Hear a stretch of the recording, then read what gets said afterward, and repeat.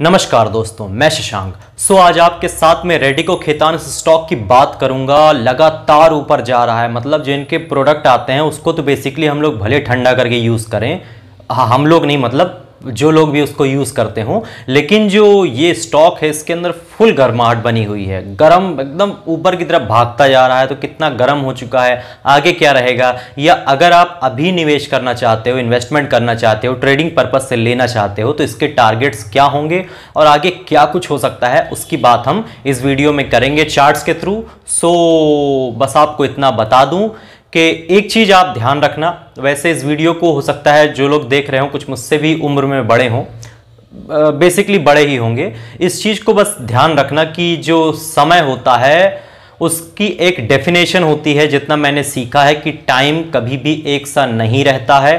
Time जो भी होता है वो बीत जाता है। अगर आपका बहुत अच्छा समय चल रहा है तो आपको संभल के चलना चाहिए, और अगर आपका वक्त खराब चल रहा है तो आपको ये ध्यान रखना चाहिए कि ये जो भी टाइम है ये बीत जाएगा। तो कोई स्टॉक अगर अपसाइड के एकदम मोमेंटम में जा रहा है, नेचर है, किसी भी चीज में आप ले लो, अगर सब कुछ बुरा हो रहा है तो आप ये समझो कि एक ना एक दिन ये टाइम कंप्लीट होगा और चीजें अच्छी होंगी। और अगर सब कुछ अच्छा हो रहा है तो वहां पे सतर्क हो जाओ, क्योंकि जो टाइम होता है उसकी जो डेफिनेशन होती है, जो उसकी साइकिल्स होती हैं, उनमें कभी ना कभी ऐसा आता है कि चीजें बदलती हैं। ठीक है, एकदम से बुरी नहीं होंगी, लेकिन हाँ कुछ टाइम के लिए चीजें बदल जाएंगी। तो यही होती हैं साइकिल्स, जो हमारी आपकी जिंदगी में भी रहती हैं, स्टॉक्स में भी रहती हैं, और नेचर्स में भी ये काम करती हैं। आप वेदर्स पे देख लो और सारी चीज़ों पे देख लो। तो वैसा ही कुछ मुझे रेडिको खैतान के स्टॉक में दिख रहा है। उसकी बात हम लोग करते हैं सीधे चार्ट पर। ज्ञानबाजी ज़्यादा हो गई, उसके लिए माफ़ी चाहूँगा। चलिए सीधे चलते हैं चार्ट्स पे। तो रेडिको खैतान का हमारे सामने वीकली चार्ट है। यहाँ पर हम आपको बता दें कि पहले 2018 से लेकर के 2020 2 सालों तक इस स्टॉक ने कंसोलिडेट किया है, आपके सामने है। ठीक है, उसके बाद 2020 में जब हर जगह बॉटम बन रही थी तब इस स्टॉक ने भी बॉटम बनाया था। ये आप देख सकते हो, बढ़िया बहुत प्यारी बॉटम बनी थी, बहुत ही शानदार। उसके बाद कंटिन्यू ये ऊपर के साइड में जा रहा है। पहले यहां तक तो रुक रुक के गया, उसके बाद इसके पता नहीं पर लग गए क्या हो गया, फिर ये ऊपर, और अब तो सीधे ऊपर जा रहा है। तो मैं आपसे बता दूं कि मुझे पर्सनली लगता है, जो भी मेरा एक्सपीरियंस है, जो भी मैंने कुछ थोड़ा बहुत जाना है, कि ये इसका मूवमेंट बहुत अच्छा है। ठीक है, लेकिन जो वॉल्यूम्स हैं वो यहाँ पर कुछ अलग इंडिकेट्स कर रहे हैं। या ठीक है, हम वॉल्यूम को साइड में रख देते हैं, क्योंकि जब भी अपवर्ड का मोमेंटम आता है तो वॉल्यूम आपको दिखता है। फिर भी मैं आपको ये जरूर बोलूंगा कि एक बार के लिए आपको अलर्ट हो जाना चाहिए। अब मैं ऐसा क्यों बोल रहा हूं, तो इसका मतलब क्या मैं इस स्टॉक पर बियरिश हूं? मैं बिल्कुल भी बियरिश नहीं हूं। मुझे आज भी लगता है कि ये स्टॉक बहुत अच्छा है। जहां पर इसकी क्लोजिंग हुई है, जहां पर देखिए, एक से एक मैंने आपके साथ में स्टॉक शेयर किए हैं जिन्होंने 100% से ऊपर के रिटर्न दिए हैं। मतलब काफी अच्छे रिटर्न्स आपको मिले हैं। JSW देख लो, तमाम सारे स्टॉक्स देख लो। बस यहां पर एक बात मुझे देखने को मिल रही है कि ये स्टॉक आज 879 पे क्लोज हुआ है। 892 का इसका हाई है।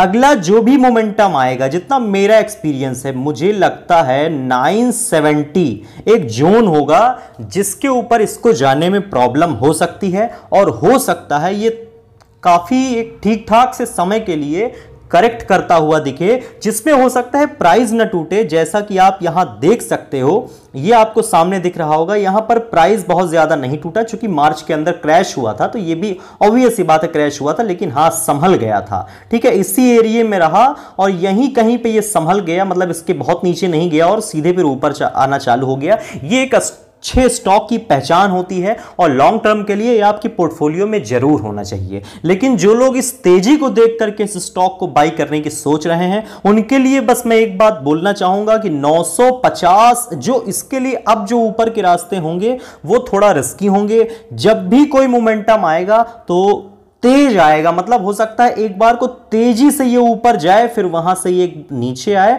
और फिर कंसोलिडेट करना शुरू करे। स्टॉक का फंडामेंटल बहुत अच्छा है।